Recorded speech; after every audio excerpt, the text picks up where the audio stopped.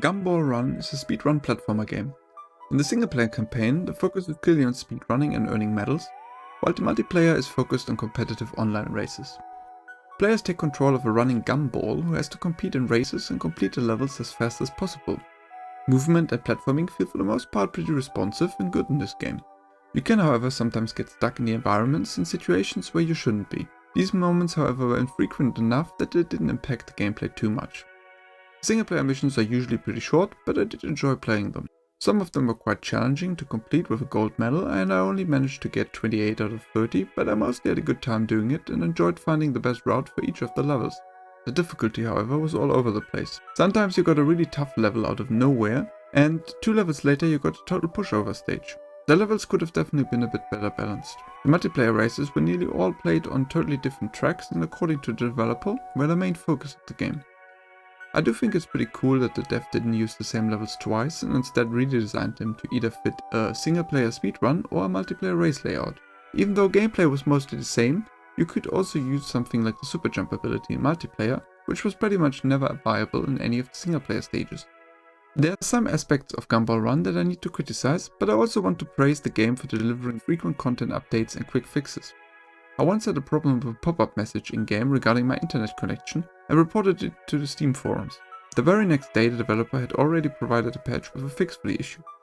That's what I call customer service. The content updates usually release at least once a month and add both new multiplayer races and themes as well as additional single-player stages. This is generally a really good pace of updates. While the quantity and quality of the new levels is good, I do have to criticize some of the updates to the monetization of the game.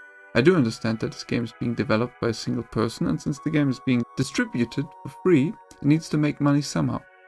There are a lot of skins in Gumball Run, and I think it is perfectly fine to monetize them. Some other monetization methods, however, rubbed me the wrong way. The dev, for example, added a chat function for the multiplayer, but you had to buy it for 50 cents. Admittedly, that wasn't a lot of money, but you should just not monetize stuff like this.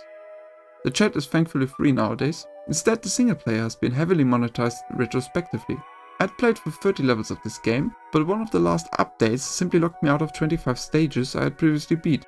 If the game had launched this way, then I would have probably been okay with it. Having to pay now to gather access to something I had previously unlocked just seems a bit wrong to me.